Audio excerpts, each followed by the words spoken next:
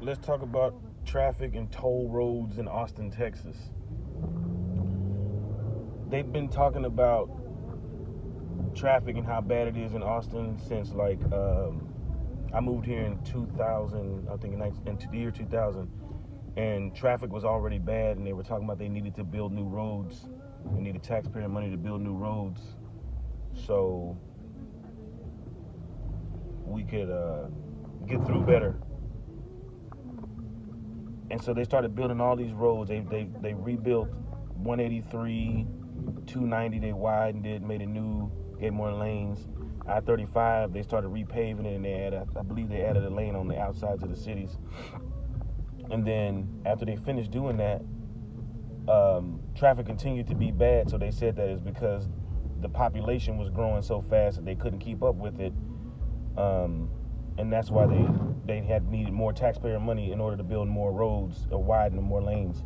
Well, if anybody pays attention when they're driving, when you see that little black hose that goes across a whole lane of traffic on both sides, what they're doing is they're counting the cars that come through there so they can get a general projection of what traffic's going to be like. So they already knew that they needed to project for a larger number. And then they've also did market studies in Dallas, Houston, and San Antonio because their traffic actually moves.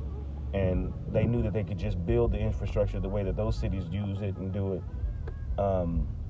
And for a lesser cost, we would have not had traffic, which means you save money on gas, you save time trying to get to where you are, less frustration, less accidents, things of that nature. But they didn't do it, and they did that on purpose because they wanted to create this fear that if they didn't get the taxpayer money they needed in order to build new roads to get the traffic moving, that it was going to continue to get worse until it was just going to be a nightmare you couldn't handle. So in the last round of taxpayer money they came out with, they proposed that they were going to build all these new roads and finish out Loop 360, which was supposed to be a loop around the city, which never did. And then they had like 10 or 15 flyovers that weren't connected to the ramps weren't connected to the actual interstate or any other highway that they were supposed to finish. TxDOT actually allotted for the money in 1964 from taxpayers in order to build those roads, Loop 360, Mopac, and the flyovers at I-35 and Ben White and 183, 290. I think there was one at 71 and 290 and Mopac that went out west, Austin. But they never connected them until they re-allotted the money. And so people that were living in Austin at the time were calling radio stations complaining and saying that they already took the money and said they were supposed to build those roads with them. They never finished them. And now here it is, 2001, 2002, 2006, whatever year it was. And now they're asking for more money to finish the roads that they had already started and said that they took the money for. But enough arguing. We still don't want bad traffic, so go ahead. We'll give you the money because you're not going to stop and taking it anyway. So they took the money, taxpayer money, and they continued to build roads. And then somewhere along the line, they took some of the money and they decided that they were going to make one toll road. It was about a 3-mile span called 183A that would help you get even to Cedar Park and Leander faster. And that was going to be the toll road. People complained about it, but it was the road you didn't have to use, so it was fine. Then all of a sudden, they came up with 130, still using taxpayer money, and it's a toll road, but it still was optional because it was on the outside of the city. But since then, they've actually started tolling existing highways that have been paid for through taxpayer money, like 183 in its entirety, Mopac in certain sections has an HOV lane, and then 290 on the black side of town, which is where nobody's going to use tolls. There's going to be a lot of toll evaders over there because we just don't get text tags. We just don't think about it like that. They put right in smack dab in the middle of the hood a toll road, and then they made all the other roads almost inaccessible. It's toll traps over there where one road, if you get on the access lane, if you make if you're in the wrong lane, you can't get over, and you end up on the toll road, and then they flash you and then send you a bill in the mail later on and tell you you owe fees plus violations. On the sign it says pay by mail, as if you can just drive through and you'll get a letter and you'll pay for it. But when you get the letter in the mail, it says toll violation, meaning that you drove through without permission, so they can penalize you for it. So it's a trap. It goes worse and deeper than that, because actually when the toll roads actually were first built, they said that the money was going directly to the state, it's going to help with schools and all that. They started putting out ads for people to come get jobs working in the toll booths. And they went to the toll booth, started working, and it lasted about 6 months. You started noticing somebody wasn't there. So then they had a machine on the side that you could just throw your change in, which was convenient because you just paid for your toll and you kept going and you got to use the road. Then later, not only was there no one ever in the booth, it means those jobs that everybody took and wanted disappeared, but the change booth that they paid for with taxpayer money then turned around and disappeared. So now the only option you had was to pay by mail. So if you accidentally got into one of those toll traps and you ended up getting on the highway and going a quarter of a mile from one exit to the next and paying 50 cents, which would make you irate because you knew that that's what it was, a trap. Now you get a letter in the mail and it says that your toll violation is 50 cents, but because they had an admin fee and they had to find you through your driver's license, that it's an additional $5. And if you don't pay it because you don't see it and it comes in the mail, it goes to an old address or something like that, then it turns around and jumps up to $15 to $20. So you go a quarter of a mile for 20 bucks. And it's obvious they're trying to force you to get the text tag so they can keep a steady flow of money coming in. But here's the problem. TxDOT used to own all of the toll roads in the Austin area. And so it was kind of like we paid for them, we use them, we pay the difference. It didn't make sense, but I'm okay with that if that's the way it's going to be. But they actually took the roads that we paid for and sold them to a company out of Dallas called Regional Mobility. Regional Mobility. So Dallas, a private company, owns the toll roads that we paid for. And if you want to say, well, if they had the money to pay for the roads and then they're making money off of it, that's business-free enterprise, that's fine. But how come I can't go get taxpayer money to start my business, get it rolling, and then turn around and sell it to some other private company and not give the taxpayer back their cut? There's something wrong with that.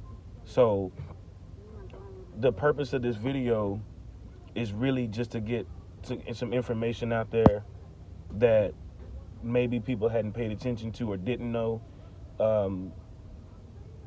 So maybe we can get together and enough buzz will come up and conversations will start.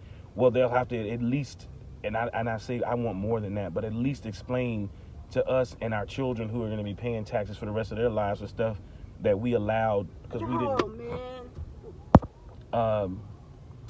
It's fine. The stuff that we allowed to happen to them. So I'll take it a step further now. No form of slavery is okay, and I don't want to talk about just American slavery, Egyptian slavery. No form of slavery is okay.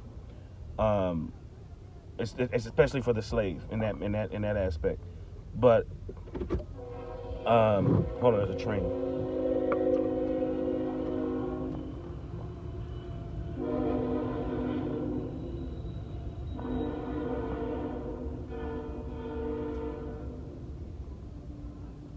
If you're a product of your parents and grandparents' ignorance, meaning they didn't know any better, so they told you, and then you followed suit because you didn't know any better, and then you found out at some point in your life that something wasn't the way that somebody told you it was, and it was unfair, and then something changed, and then your life could be different or better because you found that somebody's oppressing you or taking advantage of you. The one who becomes aware of it is the one that needs to change the thinking behind it. So maybe our parents didn't have the information that we have today, and our grandparents didn't have the information. But the information we have, if we don't take advantage of it and use it for what it's for, then what's going to end up happening is that we're just going to be the next generation of people that our children find out and go, why didn't we tell them? So it would be very similar to this, like taking your child, knowing that if you go to the shoreline, that there's boats down there waiting to put them in slavery, and instead of saying, I'm not going to the shoreline, I don't want my child to be a slave, you just immediately believe that there's nothing you can do about it. Eventually they're going to find them and put them in slavery. So you'd rather just give them to them now, let them start off in slavery, so they don't have to know any other life and they won't complain about it, and maybe it'll become normal to them. It doesn't matter where you're raised and what you know, whether you were a slave, you weren't a slave. You know when somebody's not treating you fairly. And that's what the state of Texas is doing now in this specific conversation with traffic, let alone all these other things. And this is just a small awareness because, you know, my argument or my gripe may be about one thing or something else that, you know, the government does or takes advantage of us with. But one thing we know that we all face in Austin is we face traffic issues. And if the people in the powers that be are supposed to be in charge of that and we still have traffic, then we either need to fire them or stop giving them money to continue to take money from us and not solve the problem. If you go to your job and they tell you that they need you to get certain things done and you have a deadline to do them and they're paying you to do it and you continue to drop the ball, let alone from 1964 clear on to 2020, I'm pretty sure at some point somebody's gonna get fired. Somebody's not gonna get paid. Maybe even lawsuits. So we have to hold these people accountable. And how do we do that? Well, my idea is we all voice our opinion. Like, I need to know what kind of backing we have in the conversation. Like, comment here, say your thoughts on it. We connect notes, we compare notes, and decide how we really want to attack this thing. Because if we can stop them from doing things to us on this type of scale, it'll really enlighten our future for our children, so they'll also see what other kind of stuff is going on, and maybe they won't fall into the trap, and we can hold these people accountable. People say go vote, go vote, go vote.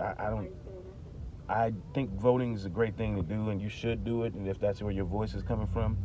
But voting is the 4 to 6 to 8 year term situation where we got to revamp our people. We get to go complain and then get new people in there to pretty much do the same thing that people before us did. We don't need to just vote. We need to change the thinking behind voting. We need to change the thinking behind the way this country does things. The only electable people are the electable people who were connected to people who've been elected. The average guy who knows and goes through the same things that we go through doesn't experience them as the elected officials do, and they make decisions for us based off of not walking a mile in a man's shoes. You can't really relate to the poor if you've never been poor, just like if you're poor and never had money or rich, you can't understand why rich people won't just give. Well, it's a twofold problem, walk a mile in a man's shoes, like I said. But until we get to the point where we understand each other, we need to start with our disagreements first. What do we all disagree about, and fix those problems? And as we realize that things can be fixed, then we have the opportunity to not only fix them, but then realize that there's other things that need to be fixed, and then we can address it from that point. It was actually faster for a person to openly express their sexuality, like within 10 years. Being homosexual used to be a bad thing, or in some people's eyes, it used to be something you had to hide and shun people about. And within 10 years, I watched it go from in the closet to people basically saying, "Why ain't you started doing it yet?" And the thinking behind it. The bus is still coming. Tell him. So, if I had to choose, and I think anybody can agree with this, what's good for the masses is better than how does that statement go? The needs of the many outweigh the wants of the few. So, if I had to choose between having my legislators spending time having conversations about things that would benefit the entire country as a whole, and then the smaller people would the smaller conversations would actually get rectified in that same conversation, I would choose to do that. But it was faster for the legislation to make it legal or not illegal to be married to same sex, which is fine if that's what you do, but we still 40 years behind on just traffic. You say there's no comparison, but whether you're homosexual or you're not, nobody cares to be sitting in traffic for long periods of time. Especially when you find out the reason you're sitting in there is by design, not by choice or by fault. Because it cost us a minimal amount of money, the taxpayer, a minimal amount of money to get gay rights. It's a minimal amount of money. They've taken billions of dollars from taxpayers to drop the ball every day on traffic. So what else are they doing like that? So leave your comments in the bottom. Maybe we can try to figure out some way of connecting the dots, getting some information out there to the people. I know we spend more time, like this video is 16 minutes long, too long for anybody to watch, to get information that would benefit your children in the future, which is what you're supposed to be trying to do, is help the next generation to have it better. But like just yesterday, you know, you give somebody some social commentary and then they want to argue their case or opinion on the other side of it. And I had a conversation with a gentleman yesterday, and I don't remember exactly the topic, but it was definitely something that was a pressing issue in the country. And in the middle of that, something came across the screen on his phone, and he looked at it, and he totally omitted our conversation because he wanted to show me a video. It was probably 9 minutes long or something like that, of an elephant drawing an elephant with a crayon on a canvas. And he actually thought that was more important than the conversation we're having. And I get it, escape reality, but the problem with escaping reality is that when you return to it, that reality that you escape from, plus the reality that reminds you that you need to return to reality, are all piled up on top of each other. And there's no such thing as a great video enough to where you can solve the world's problems by sitting around watching a video, unless it's something that's willing to change the face of the way people think. So leave your comments in the bottom, and we'll try to figure out what we need to do. If it's just about the traffic conversation, that's what this video is for, then that's great. We'll start with that, and we'll work our way to whatever else it needs to be.